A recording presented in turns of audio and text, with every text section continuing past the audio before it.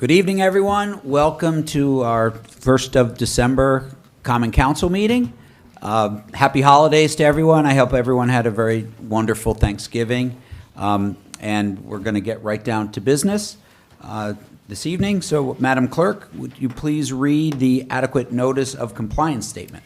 Adequate notice of this meeting has been provided by the City Clerk's Office in preparation of the Council Annual Meeting Notice dated December 16, 2024, which was properly distributed and posted per statutory requirements. Please be advised that fire exits are to my right, your left, and at the back of the room. The City has a listening system to assist the hearing impaired. If anyone needs the hearing assistance, please obtain the system at the dais and return it thereafter. Thank you so much. Roll call, please. Mr. Boyer? Present. Ms. Hamlet? Ms. Callinson? Here. Mr. Pulaski? Here. Mr. Smallwood? Here. Ms. Toth? Here. President McTiernan. Present. All right, at this time, I'd like to call on our esteemed mayor, Elizabeth Fagan, to lead us in the Pledge of Allegiance. I pledge allegiance to the flag of the United States of America and to the republic for which it stands, one nation, under God, indivisible, with liberty and justice for all. All right, thank you so much. All right, at this time, Madam Clerk, would you kindly please read the explanatory note regarding closed session hearings and comments? A closed session meeting as authorized by state statute was announced and held prior to the start of this meeting, and the known items for discussion were listed on the published closed session agenda. Please be advised that council meetings are broadcast live on Comcast Channel 34 and 36 and Verizon Channel 30 and rebroadcast on Thursdays and Saturdays on HTTV on Comcast 36 and Verizon 33. When invited to speak, please come to the lectern, clearly state your name and address, spell your last name, and speak into the podium microphone so that your comments can be understood by all and properly recorded. Whenever an audience or council member reads from a prepared statement, please give or email a copy to the city clerk at cityclerk@cityofsummit.org. To help facilitate an orderly meeting and to permit all to be heard, speakers shall limit their comments to 3 minutes. Unless you are using an electronic device to follow the meeting agenda or need it for professional emergency contact purposes, please turn it off. Thank you. Thank you very much. All right, at this time, do I have a motion to approve the regular and closed session minutes for meetings of November 17th, 2025? So moved. Second. All in favor? Aye. Opposed?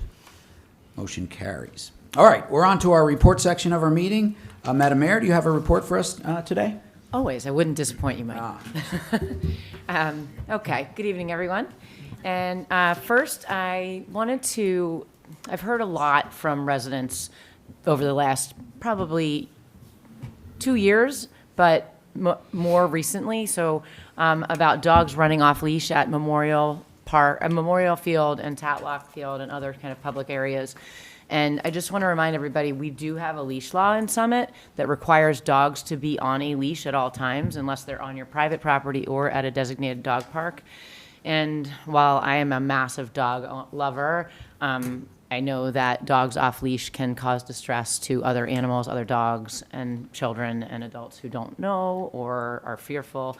So please follow the law so that everybody can be safe and enjoy our park safely. And yesterday, Chief Ryan Peters shared a statement about an uptick in burglary and car theft activity in surrounding towns. And we go through a report every Monday, reports every Monday. And we've sort of started seeing some surrounding towns with activity.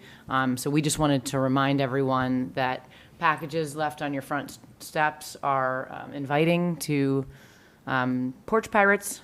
So make sure that you know when they're being delivered. Make sure that if you're away, that you have somebody remove those or move them into a more secure location.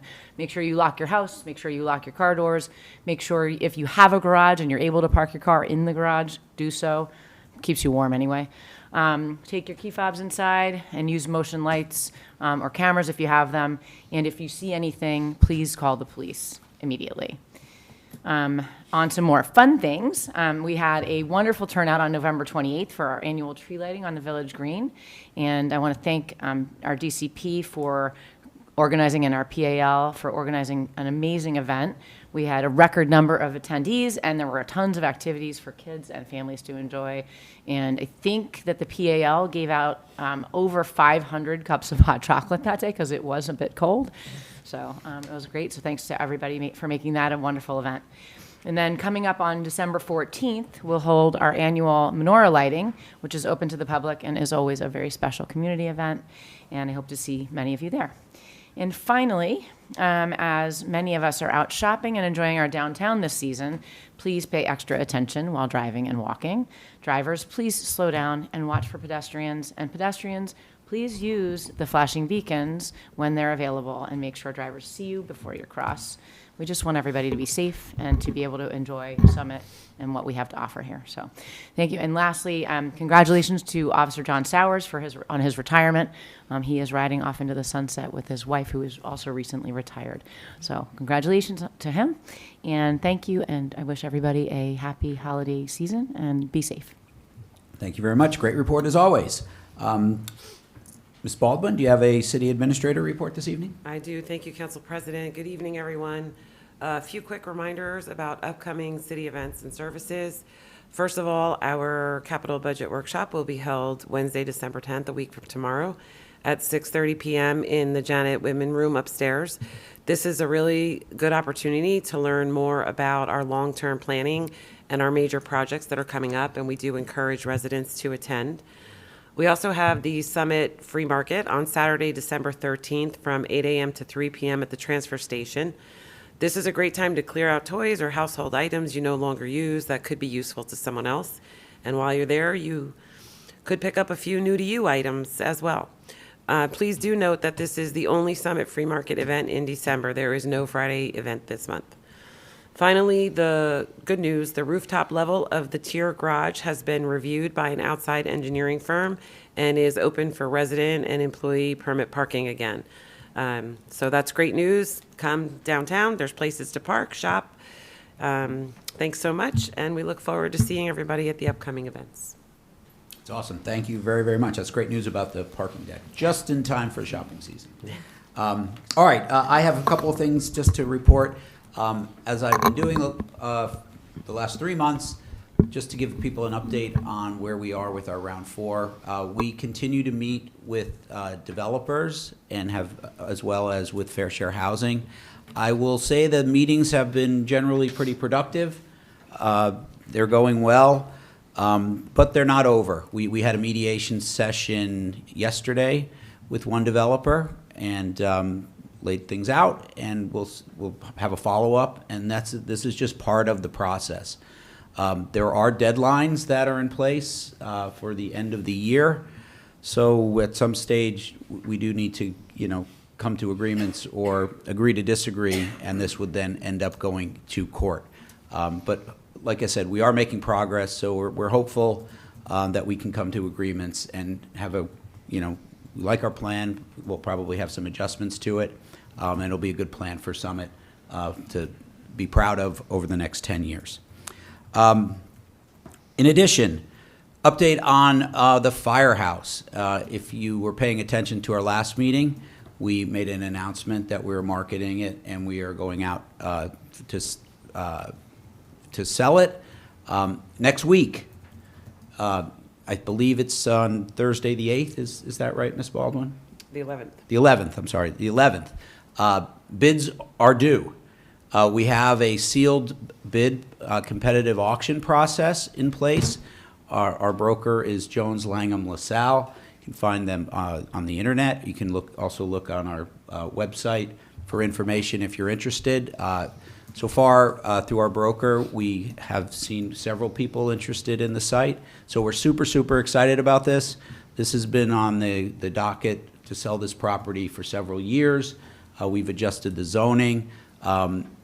We are out of the redevelopment business. We are going to sell this, and then a developer will use the zoning and put up what they can put up.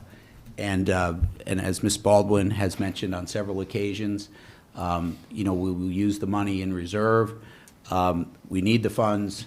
It'll help offset debt payments and things like that, going all the way back to the fire station. So this is an important piece of business for the city. We're super excited. to see what happens. And I'll be able to update everybody at our next meeting in December on how it goes. And that is my council president report. Okay, at this time we have our historical minute. I believe, Councilman Pulowski, we have a special guest We do. minute speaker. We do. So tonight for our historic minute, we have a very handsome young man who looks just like his dad. And he's a junior at Summit High School, plays lacrosse, loves pizza, and he's going to tell us about pizza in Summit. Sam Pulowski. Hi, my name is Sam. Summit has always had great pizza, from Rosa Sal's to Marco Polo to Village, Antonia's to Zappia's, Square to Village Trattoria, Pizza Vita to Brick Oven, everywhere in between, and every time, past and present, pizza is good in Summit. Today, young Hilltoppers are blessed with 4 spots uptown to grab a slice, but it hasn't always been that way. In the early mid-1980s, kids adventuring uptown could go to Luigi's, which was located across the street from St. Teresa's Memorial Hall on the same side of Morris Ave. With stand-up video games, it was a hot spot for the youth, and great pizza too. They could also stop at Sam's Pizza on Summit Ave near the corner of Bank Street. That too was a great place filled with children who had walked, biked, and skateboarded uptown to grab a slice and have a snack with friends. Sadly, Luigi's closed shop in mid-1985, and later that year, Sam's closed as well, reopening as a more upscale eatery on the Bank Street called Randazzo's. Randazzo's only sold whole pies, so where was a kid supposed to get a slice of pizza? To buy baseball cards and at Garden State News and Katz Newsstand, or to pursue vinyls at Scotty's Records. Not to worry, the Grassi family saved the day. When they opened Dory's Pizzas on Springfield Ave in 1986, their singular vision was to serve real pizza just like they had it in Italy. Nearly 40 years later, Dory's has built a long-standing reputation as serving one of the best pizzas in New Jersey, and it's the longest-standing pizza place and one of the longest-standing restaurants, for that matter, in Summit, New Jersey. The New York Times once featured them in the culinary section, commenting, "At last, pizza with the right crunch." I think we could all agree on that. And his son has told my dad just the other night, Mr. Grassi loved to serve our kids for decades. The establishment had a bar seating in the window so our kids could wave passersby as they enjoyed. Doria's still makes great pizza today with just the right crunch, and has won 3 generations of loyalty in my family. Thank you. All right, thank you very much. So may I, Council President? Yes, please. Little known fact that my parents owned a pizza place in Summit called Anthony's on Springfield Avenue across from the Little Kings for many years, and I used to sling some pizza slices myself. That was back in 1979. I'm getting hungry. Yeah. Nice job, Sam. Thank you, Sam. I want to know if Sam was named after Sam's Pizza. No, seem to have an affinity for it. And what did he do to get voluntold? That's my other question. I said, what did he do to get voluntold? He fought it a little bit. It was very good. It was very good. All right. All right, we're getting down into the business section of our meeting. We have a couple of ordinances for introduction this evening, 2 from Law and Labor and 1 from Safety and Health. At this time, Madam Clerk, will you please read Law and Labor number 12294? Ordinance amending the code, Chapter 12, Parks, Public Areas, Recreational Facilities, to add a new section, 12-7, Tatlock Sports Complex Athletic Facilities. Thank you so much. Councilman Pulowski. Thank you. This is ordinance number 12294. It's a long-awaited ordinance. We have spent lots of time speaking with residents in various settings, group meetings, town halls, council meetings, planning board meetings, to try to come up with the best lighting usage plan for the lights that we're going to be, the field lights that we're going to be putting up at the Tatlock Sports Complex, hopefully this spring. So just note a few things about this ordinance. A lot of the feedback that we got had to do with when and under what circumstances the lights can be used. But also a lot of the feedback was about improving parking, improving traffic measures. And because this ordinance is about light usage, those non-light usage aspects of our conversations are not actually a part of the ordinance. We had it in there in an earlier draft, but our council advised that we couldn't mix that in. So, and maybe those portions aren't appropriate for an ordinance anyway. But I did put those, we did put those in the preamble in all these whereas clauses. And after a long conversation I had with Councilmember-elect Landman this week, I decided that I'm going to propose an ordinance at the next meeting to kind of codify all those measures that we're going to take. And some of them, for example, are to have post-game reviews and various kinds of reports. Hopefully, we'll get the Tatlock Committee up and running again to continue to address ancillary issues surrounding Tatlock and, of course, safety and community programs. The council committees for those two will continue to address those and try to make improvements as well. As far as the actual light ordinance goes, we have sort of divided up the parameters in terms of youth practices, high school practices, youth games, and high school games. A couple of broad strokes here. High school practices have always been during the day, and they will continue to be during the day. We're not going to have scheduled practices under the lights, with one exception, which is maybe in the case of extreme heat, if the high school trainers recommend moving a practice to the evening when it's a little cooler, that may happen at some point in time. We had talked about when practices should end if they're under the lights, and 9:30 was the time that most of the sports teams wanted. And they wanted that because, considering the fact that the high school practices after school, and those fields generally aren't available until around 6 o'clock, the first practice that could be scheduled there would be at 6. They typically run an hour and a half, and that would have allowed for a little bit of a buffer before 9:30. However, we got recommendations from the planning board, and the Tatlock residents had pushed us to end practices a little earlier than that. And so right now, this ordinance has youth practices ending at 9 o'clock with lights to go out 15 minutes later. As for youth games, all youth games are scheduled to end by 9 o'clock, or are to be scheduled to end by 9 o'clock. We do have provision in there that they can go a little bit later. Sometimes there might be an injury or a rain delay, but all youth games will have a hard stop at 9:30 with the lights to go out within 15 minutes after. We've provided that where high school games go into dark, games that were scheduled during the day.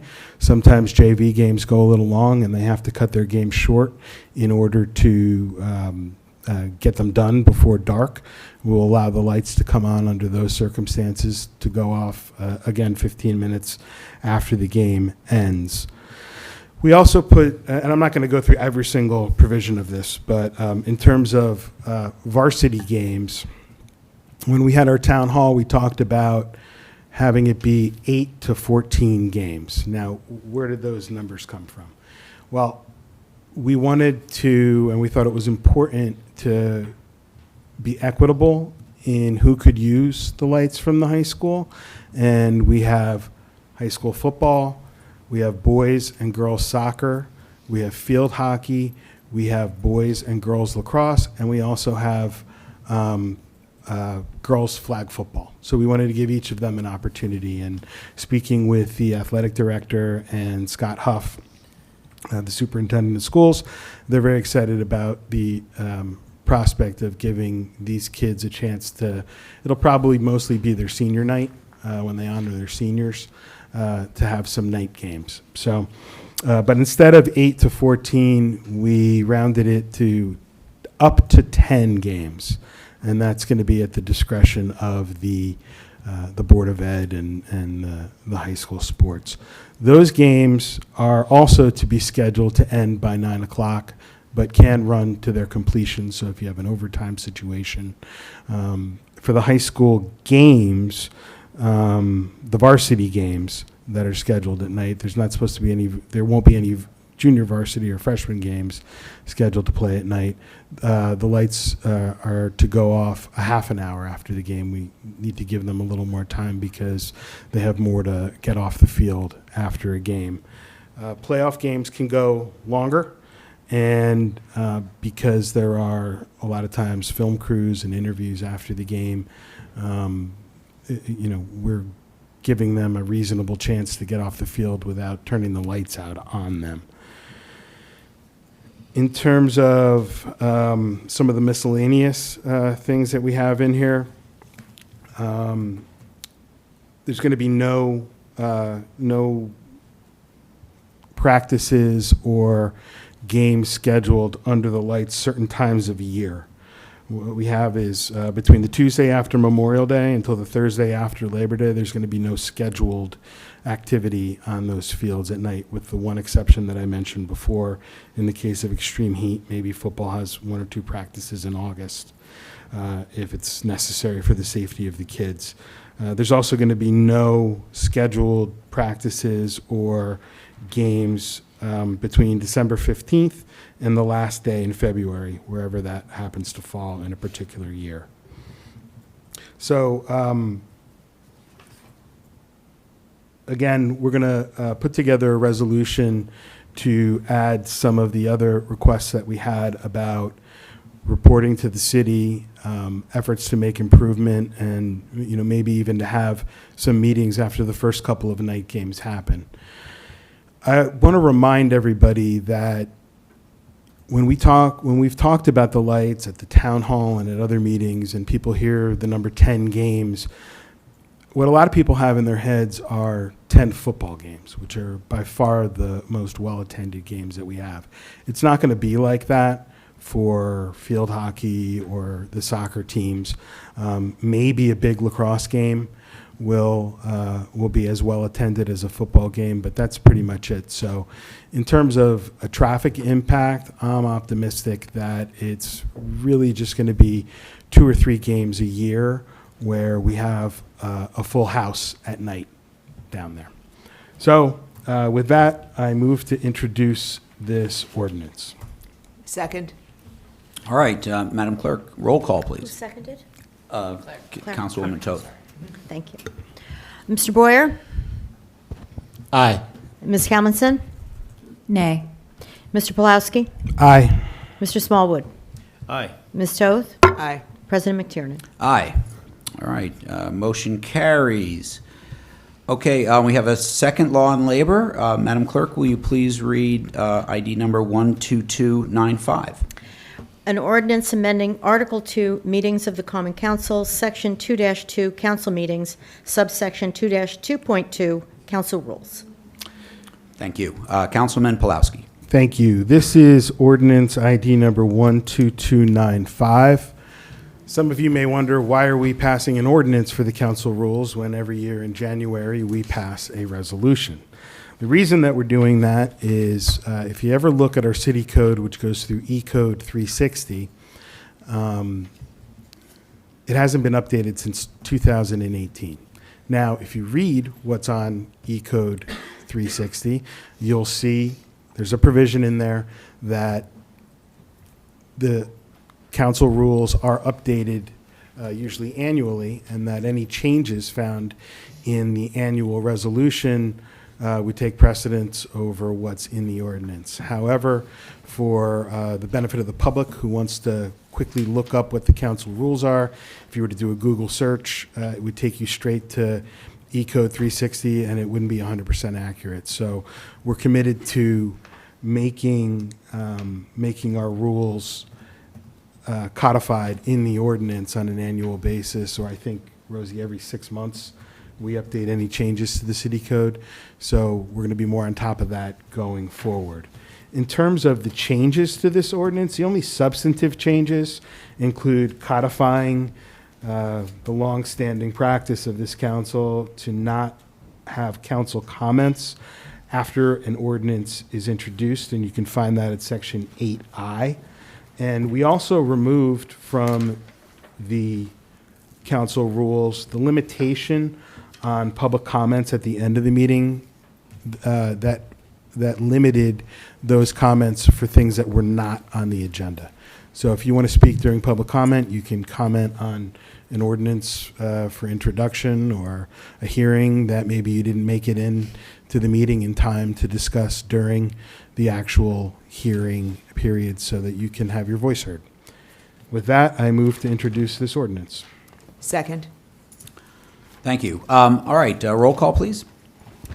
Mr. Boyer? Aye. And Ms. Kelmanson? Aye. Mr. Pulaski? Aye. Mr. Smallwood? Aye. Ms. Toth? Aye. President McTiernan? Aye. Motion carries.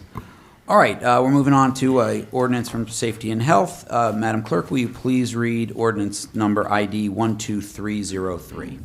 An ordinance amending the code, Chapter 7, Traffic, Section 7-8, Parking, subsection 7-8.7, Parking prohibited at all times on certain streets. Thank you so much. Councilman Boyer. Thank you, Council President. The purpose of this ordinance is to establish a new no parking on several streets whereby safety, visibility, and traffic flow have been ongoing concerns. These areas include portions of Bedford Road leading to Morris Avenue, Broad Street, from Ashwood to Park Ave, the east side of New England Avenue near Christ Church, and the south side of Weaver Street from the Summit High School exit to the driveway of 46 Weaver. I was so tempted to say south side of Chicago. These adjustments follow recommendations from our police department and our Department of Community Services and are intended to improve pedestrian safety. So with that, I respectfully submit this ordinance, number 12303, for introduction with the hearing date on December 16th. Second. All right, thank you so much. Roll call, please. Mr. Boyer? Aye. Ms. Kelmanson? Aye. Mr. Pulaski? Aye. Mr. Smallwood? Aye. Ms. Toth? Aye. President McTiernan? Aye. All right, motion carries. Okay, moving along, we're to resolutions. We have a few this evening. First one is Community Programs and Parking Services. Councilman Smallwood. Thank you, Council President. This is ID number 12282 to authorize exception to bidding in excess of $17,500 for parking pay-by-phone services, Park Mobile LLC. The city has utilized Park Mobile for pay-by-phone parking payments since 2012. Our current contract has expired and cannot be renewed under its existing terms. This new agreement will allow users to continue using the Park Mobile Pay app to pay for parking, with the option of up to 5 one-year extensions. Therefore, please approve the attached resolution authorizing the renewal of the new contract with Park Mobile. I move to approve this resolution. Second. All right, at this time, are there any members of the public who wish to comment on this resolution? Members of council? No? The only thing I would say is, technology is great. It works. I use it all the time. My one pet peeve, though, is we have free parking for under an hour in the DeForest lots, but it's really not free because you got to pay a service fee to park mobile. I know the economics of it makes sense, but it does drive me nuts because it cost, is it 40 cents? 35. 35 cents. Still a bargain to use our downtown, but it does bother me when we advertise free parking and it kind of isn't. It's not us, we're not collecting it. It's a credit card transaction fee, I guess, right? But if you use the kiosk, isn't it? It's free. Free? Yeah. Yeah, so I'm Yeah. lazy. You Yeah. gotta go to the kiosk, right? Okay, so maybe I'll do that because I am cheap too. Council President. Councilman Smallwood. Thank you. I do want to give Nicole, our director, Sawicki, some props for this because she did negotiate the fact that we kept it at 35 cents. I believe they tried to move it up to 45 cents, 40. But she was able to keep it at 35 cents. Now, we could keep that 1 hour free if the city absorbed the 35 cents per transaction. No, I know we don't do that, so it's expensive. However, it is free if you do use the kiosk. But again, if you do want the convenience of using the Park Mobile, there is a transaction fee of 35 cents. So I'll leave that up to the future council to determine whether they want to pay the 35 cents and really make it free. There you go. All right, any other comments? All right, all in favor? Aye. Opposed? Motion carries. All right, moving on to safety and health. Councilman Boyer. Thank you, Council President. This is ID number 12299. As our esteemed mayor said, leading off today's meeting, congratulations to Officer Jonathan Sowers, who's served the city of Summit for 26 years. Whenever there is a police officer that retires, it is a joyous but sad occasion for the city of Summit, the residents.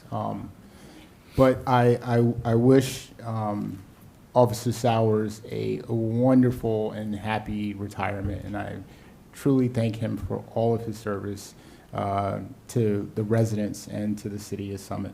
With that, I will be declaring a vacancy for Officer Sowers' position. So I move this for adoption. Second.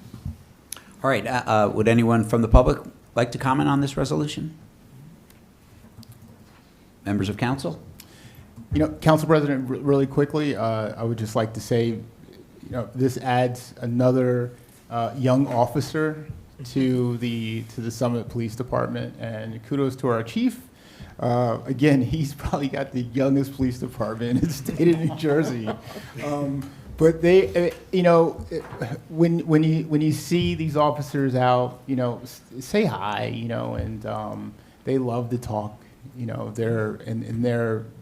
they're so joyous being here. I was talking to one at the car wash the other day, you know. So I'm excited about, you know, still excited about the future of the police department. So thank you, Council President. Thank you. Other comments? All right, all in favor? Aye. Opposed? Motion carries. Okay, we're on to capital projects and community services. We have a couple for there. Councilman Boyer, number 1. Thank you, Council President. This is ID number 12280.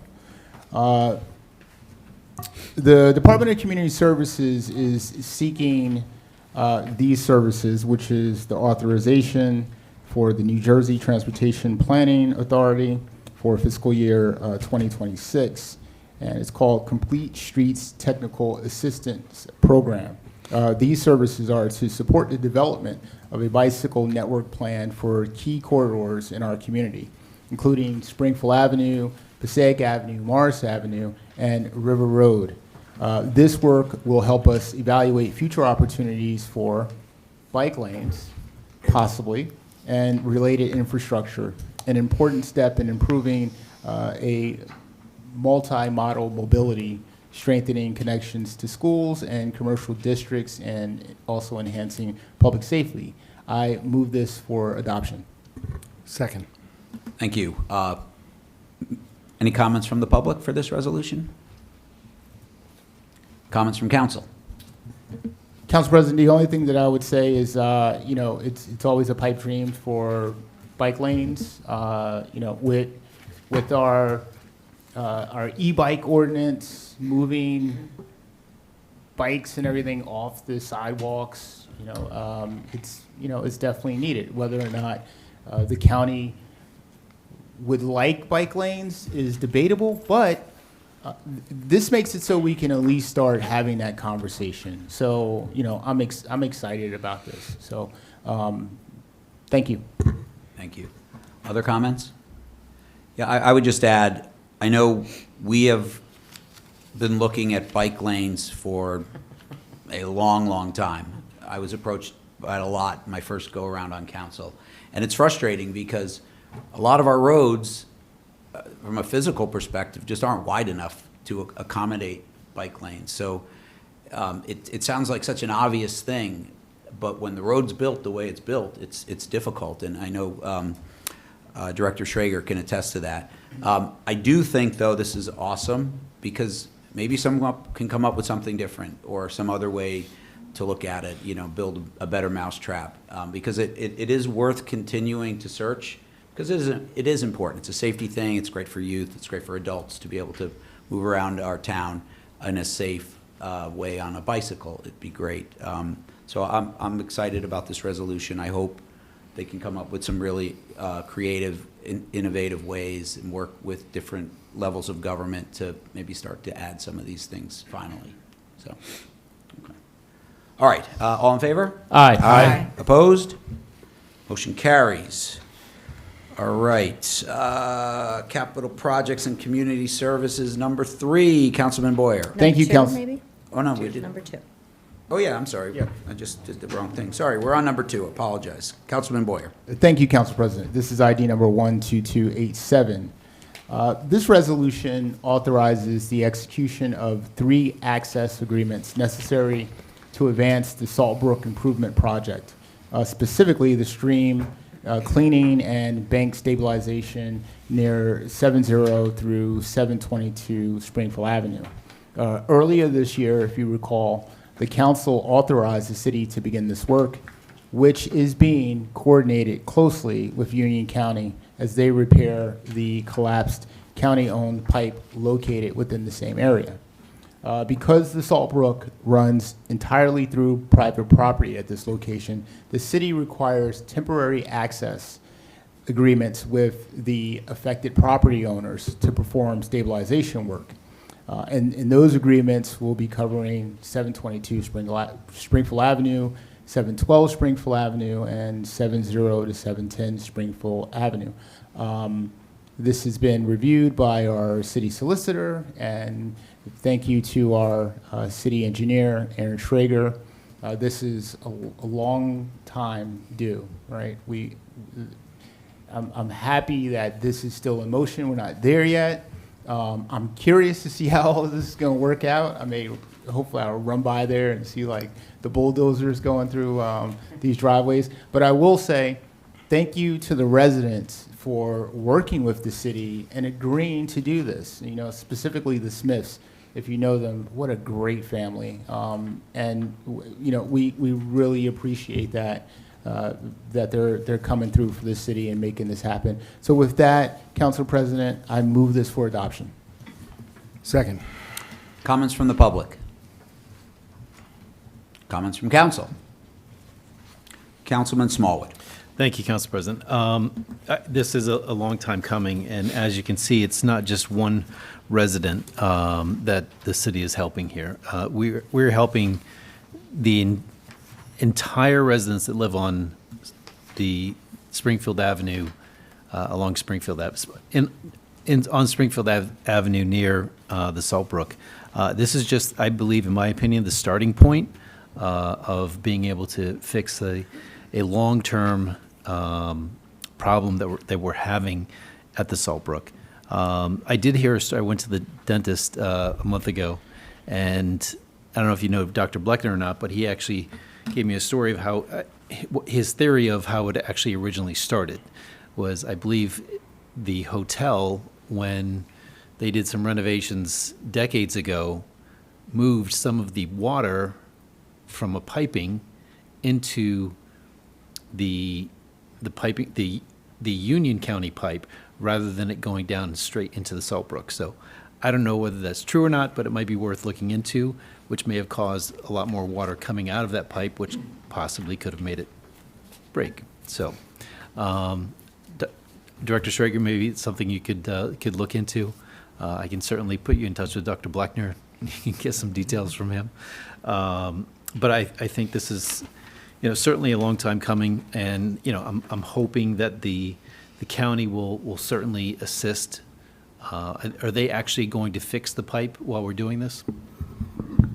Yes, through you, Council President. So the primary reason they can't fix the pipe yet is because there's nothing left of the bank for them to put the pipe there. They could put the pipe there, it'd be gone in the next rainstorm. So as we armor the bank, they will come in and fix the pipe. So that will be back in operations. Okay. Awesome. Thank you. Other comments from council? Yeah, I would just also like to thank the residents who are, it's nice. It's neighbors helping neighbors. No one wants to have bulldozers go through their yard. But I think people are doing the right thing. So that's a really nice thing. So thank you for those people to do that. And this is a bigger project. There's that water goes all the way down, and I know New Providence has issues with the Salt Brook, et cetera.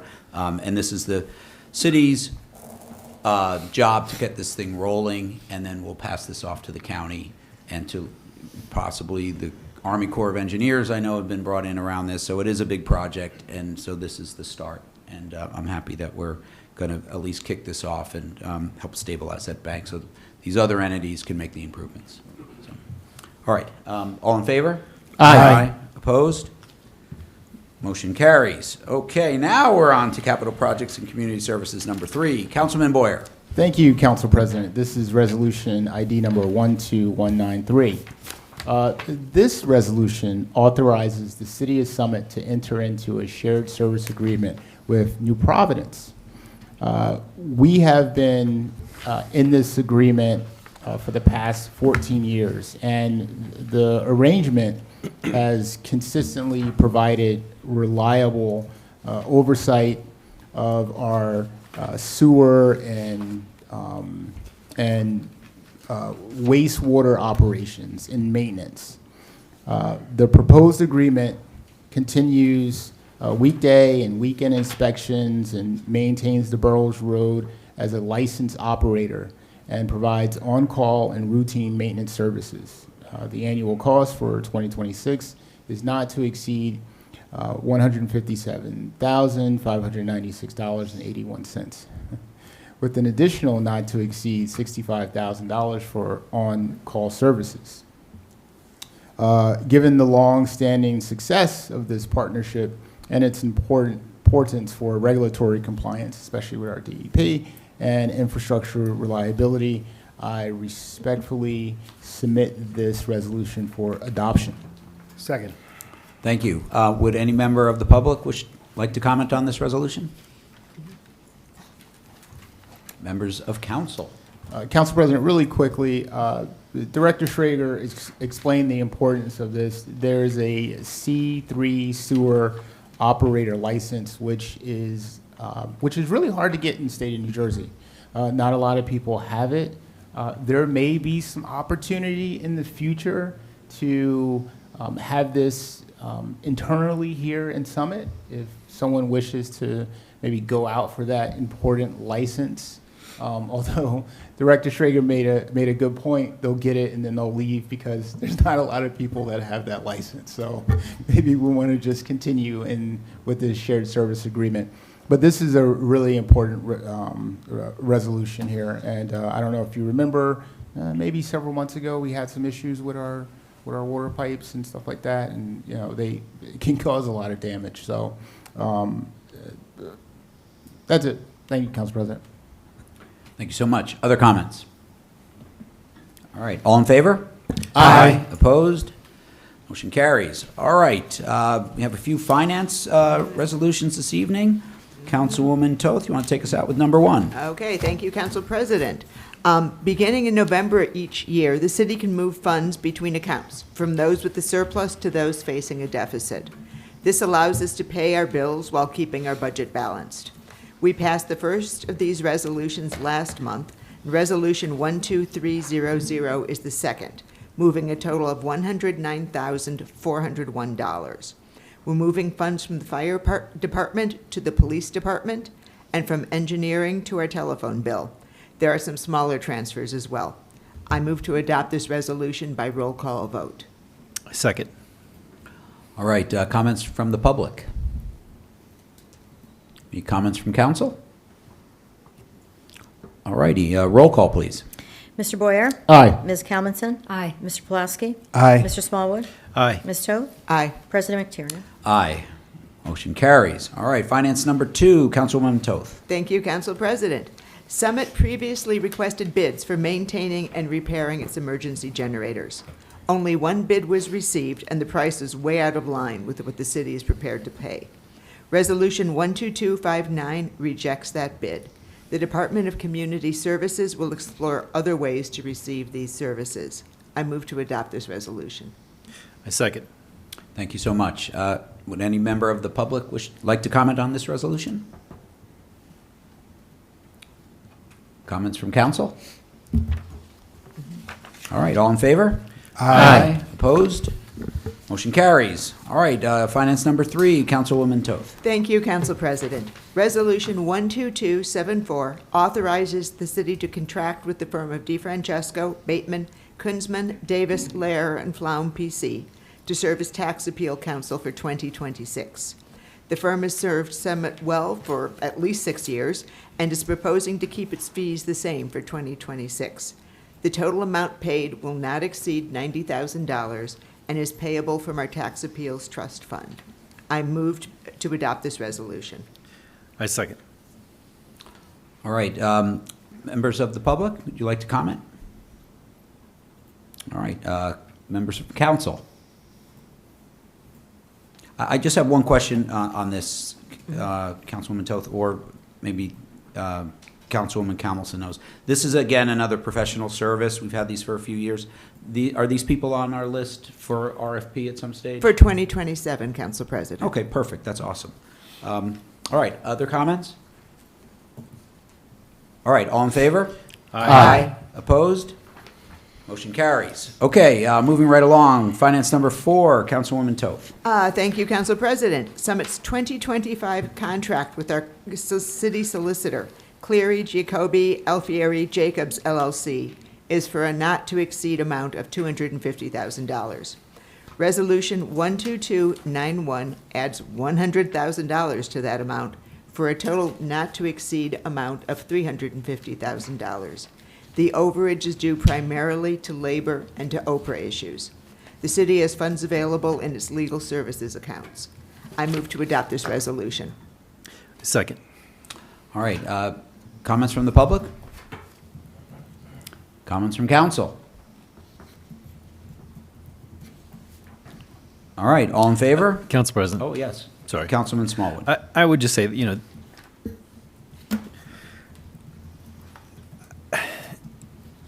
the majority of the cost of this is due to Oprah requests. I would caution obviously the open public record is there for a reason. But every time a resident or even a non-resident requests something from the city solicitor or the city clerk, every piece of the information that you get, the emails, which could be 1 page, could be 10, could be 25, 30 pages, our attorneys have to go through those. So I guess I would just caution the residents to think about, is this really important? Or is this something I could call and have a conversation with maybe one of the council members if you have a question about something? This really, truly is an expense that the city doesn't necessarily need to have if we had more dialogue with our residents. And I would encourage residents, call one of your council members, have a conversation, and if you need to have another conversation with one of the other council members, maybe it would save the city some money rather than just immediately doing an Oprah request. Thank you. Council Just to President. clarify, the Oprah requests are one component. We also are involved in some different litigations that are is probably the biggest driver. The thing with the Oprah requests that take the most time, reviewing emails and things like that are not as time consuming. The most time consuming Oprah request is the police body cam footage. So when people request police body cam footage, you literally have to go through frame by frame and redact images. You have to have the software to be able to redact the images. But you're sitting there going frame by frame, and some of these body cams can be, Hours. a half hour, 45 minutes, an hour, and you're going frame by frame by frame.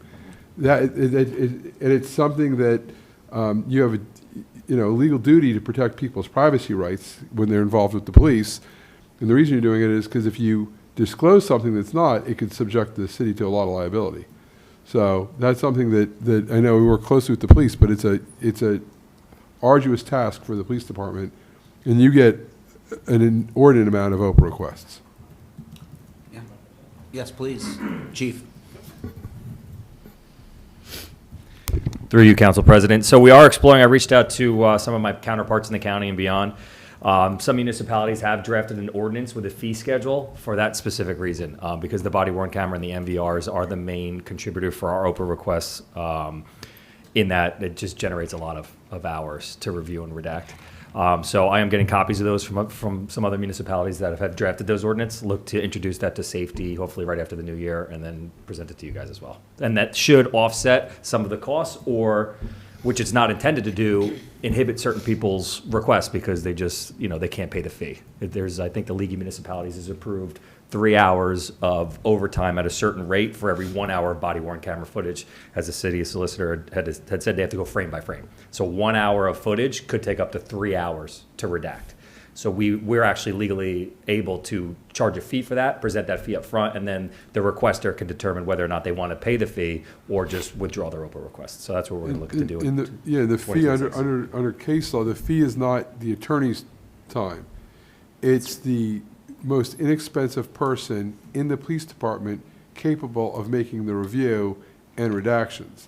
The problem is that if you pick, a clerk to do it and they get it wrong, you could have huge liability. So what some places are doing, they're doing it that way, but then they're still having the attorney review the redactions to make sure that you're not missing one. Correct.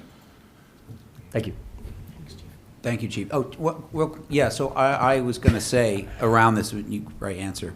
I know I've seen, there's some news articles that have come out in Massachusetts where there's, and I noticed that they charge for this. Mm-hmm.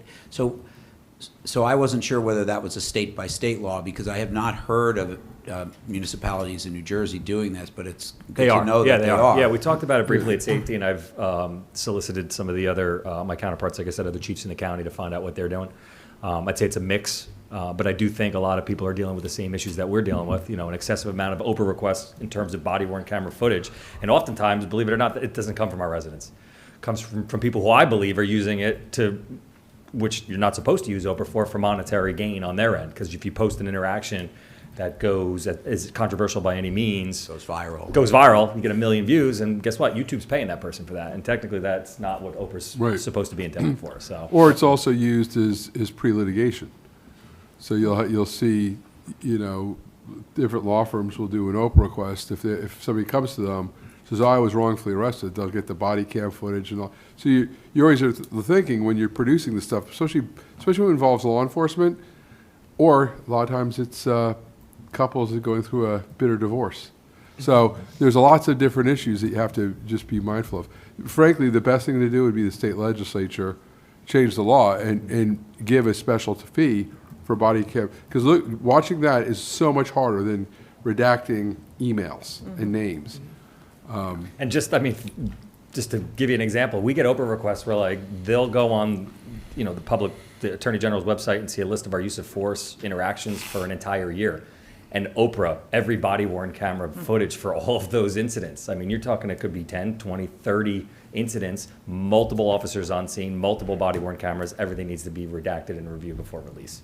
So hopefully with this new introduction in 2026, we can mitigate some of that man hours and reduce the overall liability moving forward.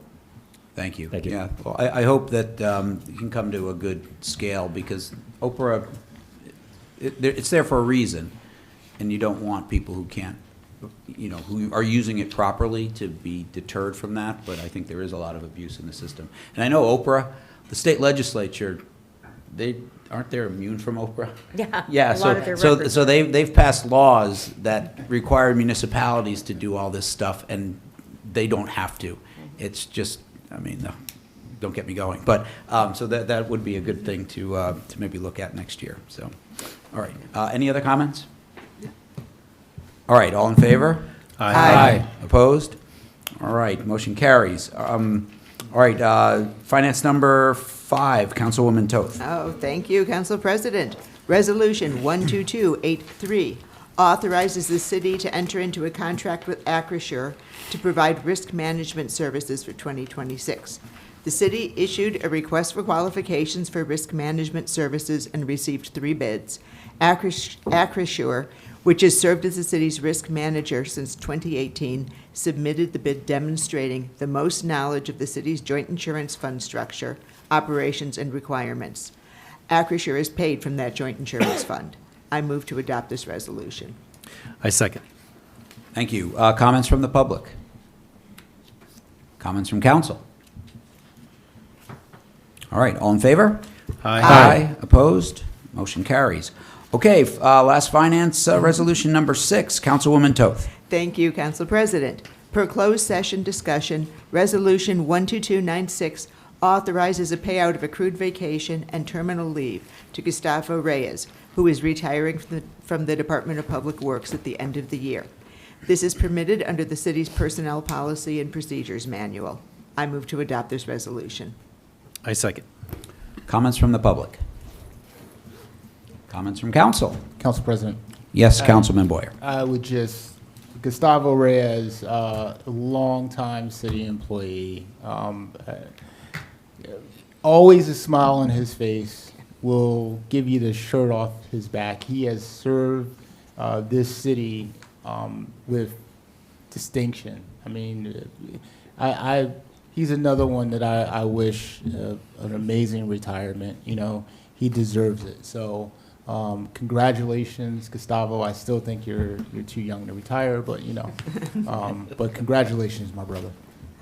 All right, other comments from council? All in favor? Aye. Opposed? Motion carries. All righty, we're on to our consent agenda. At this time, do I have a motion to approve the consent agenda as presented? So moved. Second.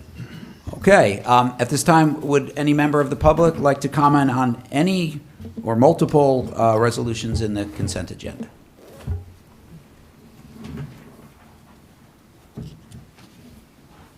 Hi, Bonnie Morrison, Rotary Drive. I just wanted to ask about the performance bond for the Habitat project.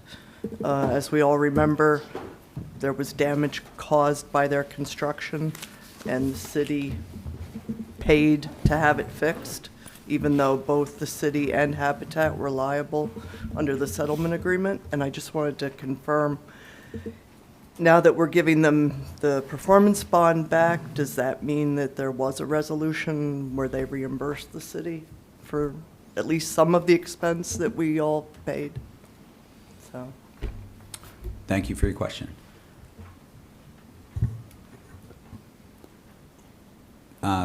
Councilman Boyer? We're all or, pointing fingers. Director Schrager, do you have, Director Schrager? Yes, and to my knowledge, there's been no agreement or settlement outside of what took place, but we just have to highlight the performance bond is also just for the work that was physically on the plans, which they did complete satisfactorily, which is why it's recommending to be released at this time, so, yeah. Thank you.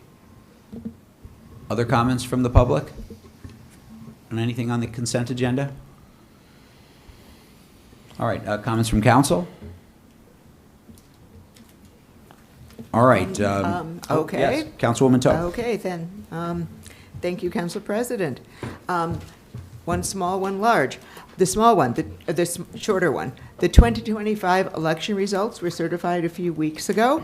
And I think we should welcome our incoming council members, Jacqueline Laceracina from Ward 1, Chantel Landman from Ward 2, and Dan Crisafulli at large to the 2026 Common Council. We look forward to working with them. Councilwoman Toth, this is comments on the consent agenda. Excuse me? Comments on I'm the so consent sorry. agenda. I am so sorry. No, I'm don't be way ahead sorry. of myself. That's exciting news. I think It we're is all going to exciting. I'm comment. so, thank you. No. Never mind. I want to hear that again in a few minutes. All right, any other comments on the consent agenda? All right, all in favor? Aye. All right, opposed? Motion carries. All right, at this time, we're on the public comment section of our meeting. Would anyone from the public like to make a comment on anything not on the agenda? I would just ask when you come to the dais, just to repeat what our Madam Clerk said earlier. Please state your name, your address, and please limit your comments to 3 minutes or less. Thank you, Jim.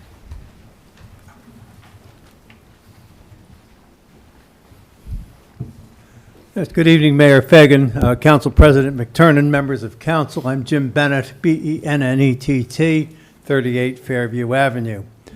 Councilwoman-elect Jacqueline LaSaracina has used social media to call on council to slow the sale of the old fire headquarters to ostensibly consider other options. I ask council to reject this call. All options have been exhaustively considered, and the time has come to sell the property and use the proceeds to amortize municipal debt. I was heartened to hear our council president mention that the bids are due next week and they're on their way in. The municipal budget is under pressure, and the priority is to develop the property within the overlay zone and put it on the tax rolls. One of the LaSaracina options, I understand, has been to put the property in the hands of a nonprofit. That is a bad idea. Depending upon the use, nonprofits don't contribute to the tax base. Another proposal is to have the entire development become affordable housing. This option was also vetted. No developer would buy the property under those conditions, and Councilman Boyer once expressed concerns about ghettoization. A false argument has been that making the project entirely affordable housing would head off a builder's remedy. This council has developed a balanced plan to address round 4 of the affordable housing mandate. The statutory procedure calls for the city to apply for a declaratory judgment in the Superior Court. Anyone, including builders, can file objections, and builders routinely do. The city is negotiating with 2 builders. I agree that in negotiation, as with litigation, one should not be reckless. However, being unduly timid is also not in the city's best interest. The city has chosen the right tactical approach in round 4, and there is no need to involve the old firehouse property beyond the contribution it would make otherwise. The process the city is following is transparent. So, reject the call to slow the sale and proceed expeditiously with selling the old firehouse property as planned. Thank you. Thank you, Mr. Bennett. Other comments from the public?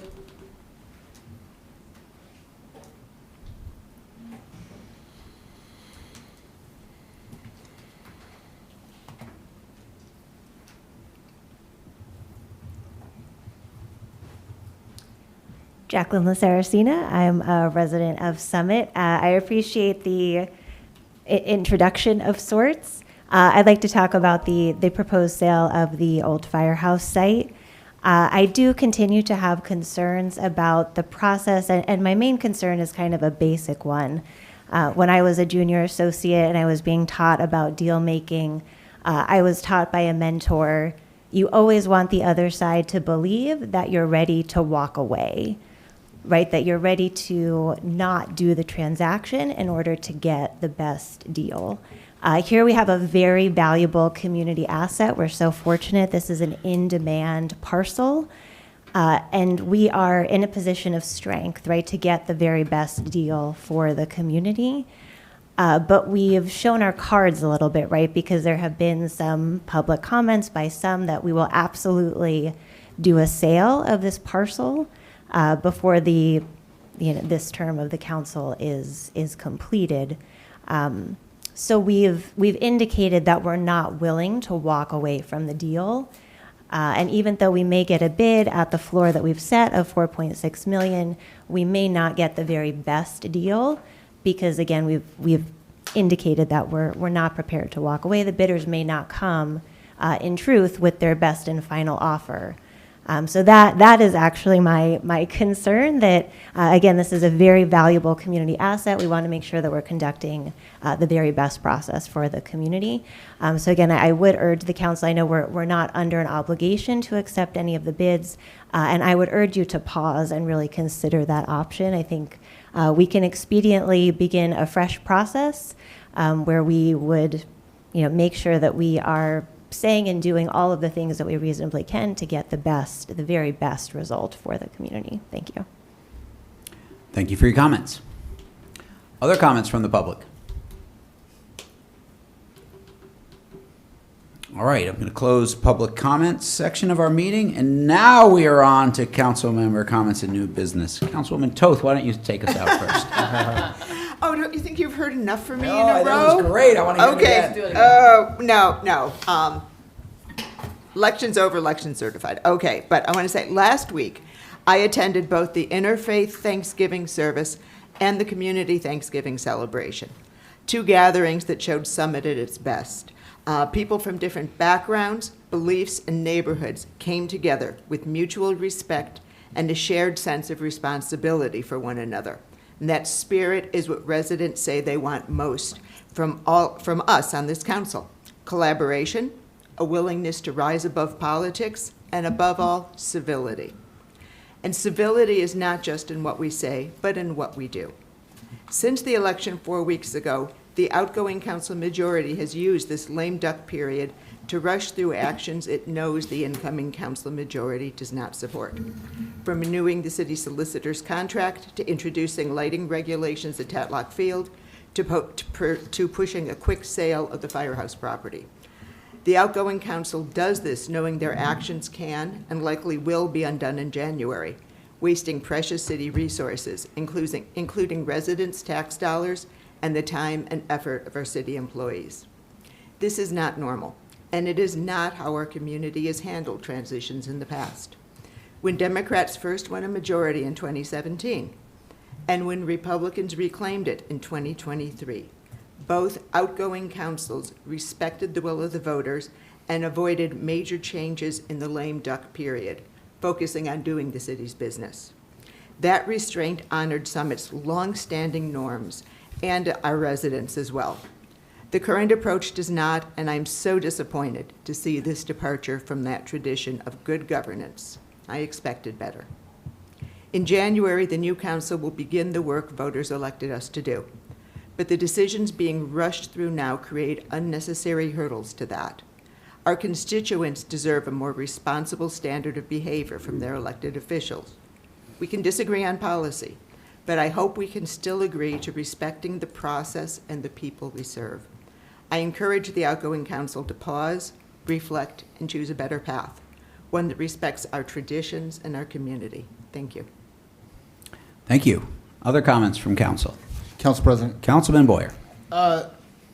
First, I'd like to talk about the League of Municipalities. I think I forgot to talk about that last time we had a council meeting. But before that, I would like to congratulate the new council that's coming in, Jacqueline Lasaracino. I'm going to pronounce your name correctly. I think I got it right.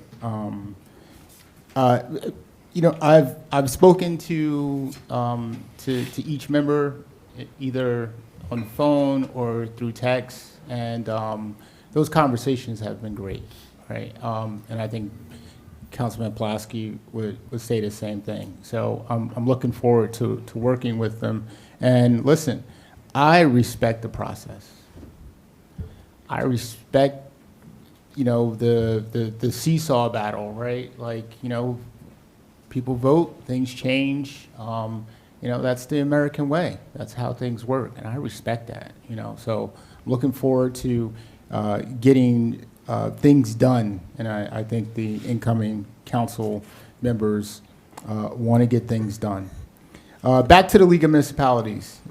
We met some very interesting people down at the League. The League actually is for you to go down and make connections so that you can bring back some things to the city that will help the city. And we met two people. One is Ciro Scarella. I hope I got Ciro's name right, but he is the head of the Local 55. They do various things for housing authorities around the state of New Jersey, and basically, they can do it a lot cheaper, right? So if you come back and someone says, yeah, this unit costs $175,000 to rehab, well, I think the Local 55 will take a look at that and say, you know what, our guys can do it for cheaper. So that's good. It's always good to have an option there. Secondly, I'm always looking to help our Summit Housing Authority and our residents there. And I met the Raritan, New Jersey mayor, who also works for a company that provides relief for utility bills. So he said, listen, if people are low income, I can come and people can sign up and we can provide literally relief for their utility services. If they can't pay it, if they can't pay their gas and electric and things like that.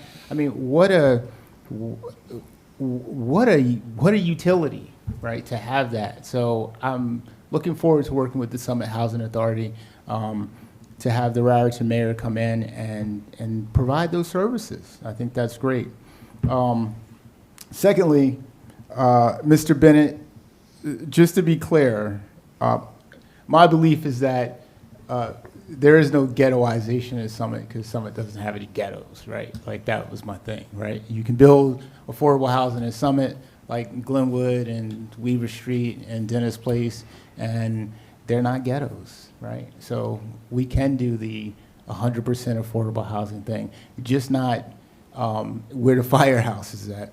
And I will say that to Jacqueline, I get it, but once you get in the seat and once you hear what the city is dealing with and things of that nature and other different options, because I know you want affordable housing, you may have a different opinion, and I'm happy that you're open to different opinions. So I'm happy about that. Last but not least, we had a Thanksgiving holiday celebration again at the senior building, which was absolutely amazing. I like to thank the Summit Masons for cooking, and Pilgrim Baptist Church for cooking the food and providing it, and all the folks who donated money for the event. And the last thing is the mayor talked about it, and our police chief sent out some great detail about staying safe and keeping your packages safe. If you're having something delivered to your home, there's always an option for you to sign for it, right? That's a great option. There's little cubbies at 7-Eleven where you can have Amazon drop those things off so you can go and pick them up. So there's various different ways where you can reduce the opportunity. So I always think of crime being in three different things, right? Rationale, pressure, and opportunity. Well, we can't do anything about people in their mind committing crime, right? We can't do anything about the pressures of, people going out and stealing because it's Christmas time and, they need money, right? But what we can do is we can reduce the opportunity. And our police chief laid it out on Facebook and other medias about what steps that you can take to reduce the opportunity, key fobs and different things, right? And we need to do that. Lastly, we have a nice young police force, right? And they are out there and they're getting after it, And this is what the taxpayers paid for. Now, I'm not going to make the chief over there sweat and say, Boyer, don't be saying that we're going to like prevent all crime from happening. I'm not saying that. But what I'm saying is that this is the stuff that our new chief, this stuff that we prepared for. And you as a community, residents, taxpayers, this is what you supported, the hiring of new police officers, so that we're prepared for this stuff, right? This is, this is where we want it to be with our police force. I hope that we have 100% come January. Cross fingers and make sure all the police are safe. But this is the good thing of why we hired more police officers, right? So that we can, when we see these upticks, we can do what we need to do to battle that. So I know that was a mouthful, but it wasn't as long as Councilman Pulaski introducing the Tallockville light stuff. So. I cut that down. Thank you, Council President. Thank you, Councilman Boyer. Other comments from council? Councilman Smallwood. Thank you, Council President. Just a couple things. Ms. Laricina, there's a couple things. We've been going through this process for the last 2 years. It does take time, and as soon as you'll be as frustrated as I was when I first got on council, how long it takes things to get done. This is not the beginning. We're not trying to rush anything through. This is the final piece of what we've been working on for the last 2 years. In terms of deal making, Summit is a very desirable place to live. And I think if you look at any homes that are priced anywhere between $750,000 to $1.2 million, a lot of times there's multiple bids. And eventually it gets to the point where a lot of the homeowners will say, let's go to closed and final bids. And the people that are actually bidding on that home will actually bid higher because, okay, if the minimum is selling for $750,000, there's multiple bids at, $800,000, and then they go to close the final bid. Those last remaining bidders on that house have no idea what the other bidders are going to bid on, what bidder A, bidder C, A is going to do. So they typically will increase their offer in a closed bid. I don't think I've ever seen a process like this in an open bid. And Tammy, correct me if I'm wrong, this does have to go through an auction process, correct? That's correct. Okay. And we will certainly review those bids, and we're certainly going to take the highest bid that comes in, because we know that they have to, whatever they're going to develop there, that's the purpose of the overlay zone, so that we know what they can and cannot build. What goes in it is up to the developer. The city should not be in the development business, so they're going to buy the land and have to build within those parameters of the overlay zone. Claire, I reject your comment about, this council rushing through things in a lame duck session. I believe it's common for the current council at the end of the year to renegotiate the city solicitor's contract for the new year so that there is a city solicitor. And for you to say that, we're only wasting time because the new council next year is just going to undo everything that we just did. I mean, if that's the case, then you might as well just say every city employee, you're on notice because we may fire you next year. I find that a little rude, to be honest with you. That's all I have, Council President. Thank you. Other comments from council? Councilman Pulaski. So I also want to congratulate the council members-elect. I did reach out to them all. I talked to Chantal and to Dan. I didn't get to talk to Jackie yet, but I left her a message. I look forward to working with you guys. Second, on the Local 55, you forgot one thing that I think could be really great for some of our residents. When they come in to do work on housing developments, they also try to recruit employees. They will hire and train people and have them join the union.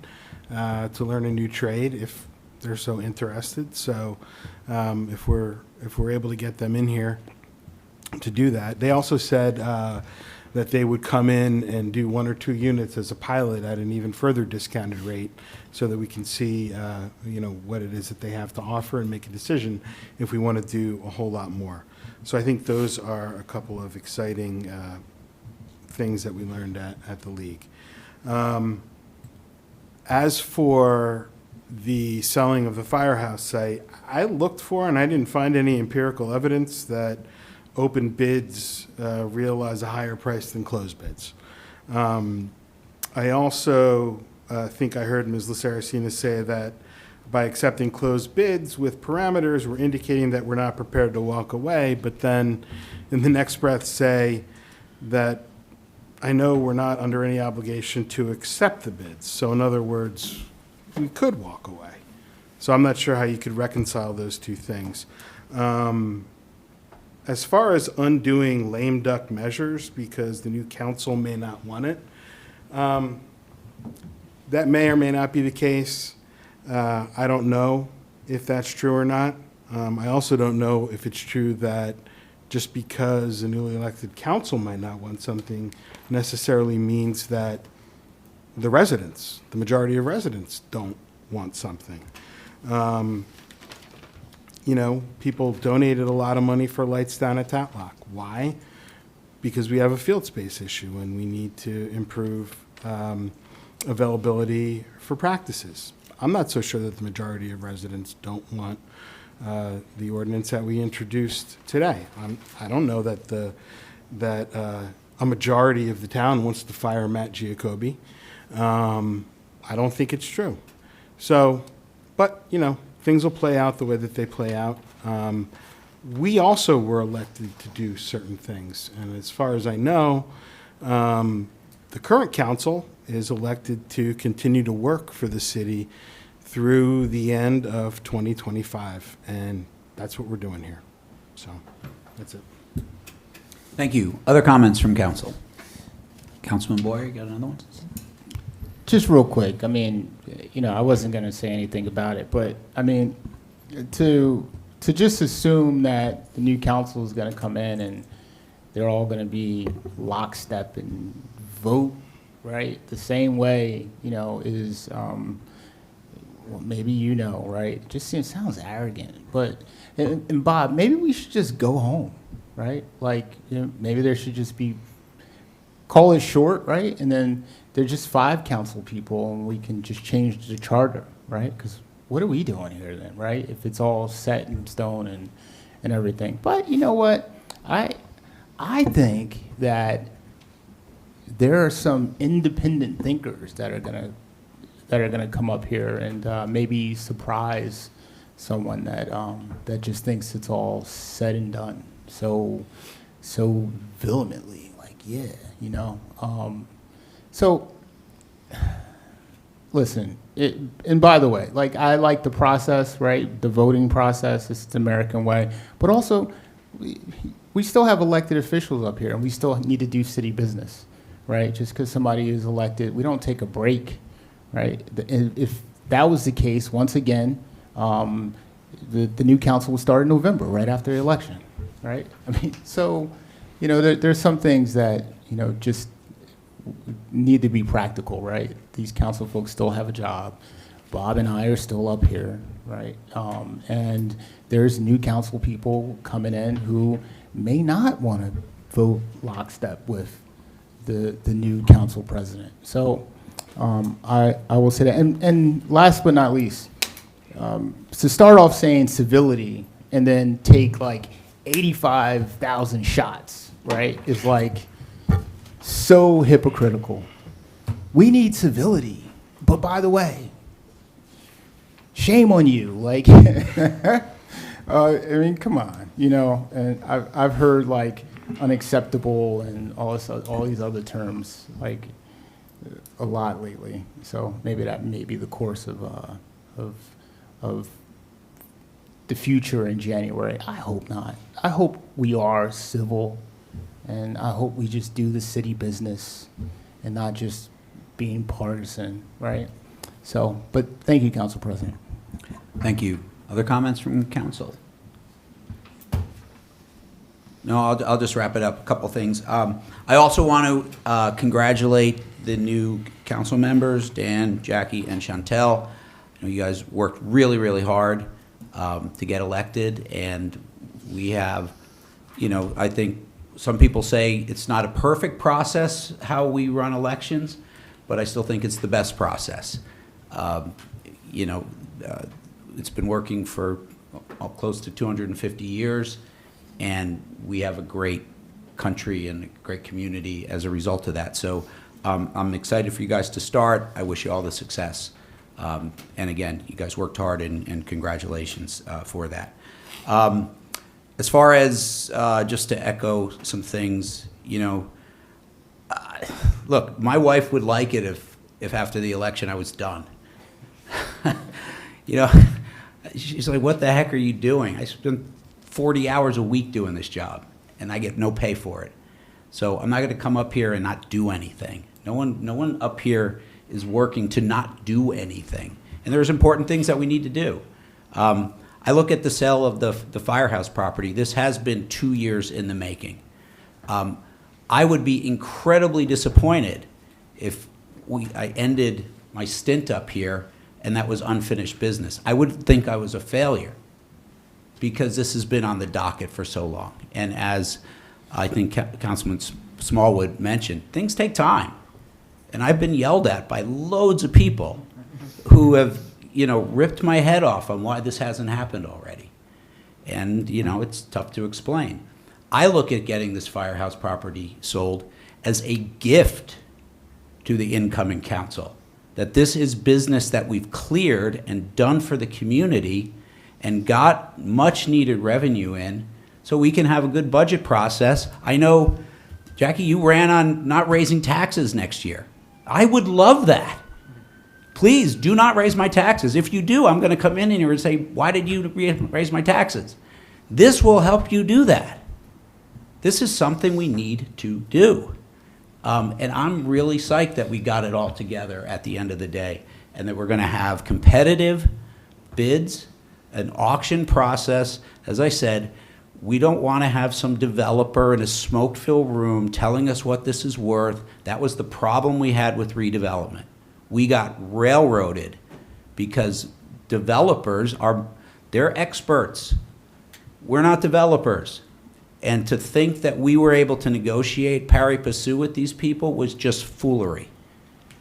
Now we have developers bidding against themselves. They know what this is worth, and this is how we're going to maximize value for the taxpayer. With a zone that's hardened, it's not an overlay zone, it's hardened, that we've had lots of input, we've had loads of meetings at the planning board during the summer. This is not rushed. There's loads of input on what can go in that spot. And I'm psyched that we're going to get this thing sold and closed on. And that is, again, that whatever, hopefully millions of dollars, will allow Tammy and the incoming council to have a much better and easier task, which is to do our budget process, which is going to be difficult to begin with. So I'm excited about that. As far as, again, working up to the end, I don't have a crystal ball. Nobody does. I don't know how people are going to vote. All I know is we are up here to do a job, and we're going to do that. Around norms, I don't know what the norm is. Again, I just not come in December? You got to come and do the work. And to speak of norms, you know, the norm is we hire a city solicitor for a year. That's the norm. I don't know how you can say we're not following the norms, but then at the same breath say we're going to fire the city solicitor. That's, and Claire, you can run the council whatever way you want. You said we're going to do things a new way. So, you know, please, I don't need to be lectured about norms, if that's the case. Okay, so like I said, proud of what we're doing. We're up here for a reason, and we're going to do important business of the city until, like, when I'm not here, and I'm going to leave everything on the field. because that's what we should be doing.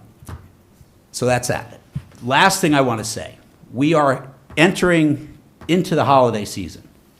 Holiday season is joyous. It's about being with friends and celebrating and reflecting on what hopefully has been a good year. Some people need to be reached out to and brought in, because this can also be a very lonely time for some people. So make an effort with your neighbors. Make an effort to invite them. Go say hi. It matters. It really does. But I would say, if you're out there and you're seeing friends and you're enjoying and maybe having some good cheer, take an Uber or a Lyft, please. Don't make our very good police force's job that much harder. It's dangerous. Get home safe. So enjoy the holiday season, but enjoy it responsibly. That is my comment. Council President, Yes, Councilman Smallwood. I won. Sorry. I'd like to make a motion to adjourn. Second. All in favor? Aye. Aye. Opposed? All right, we are adjourned.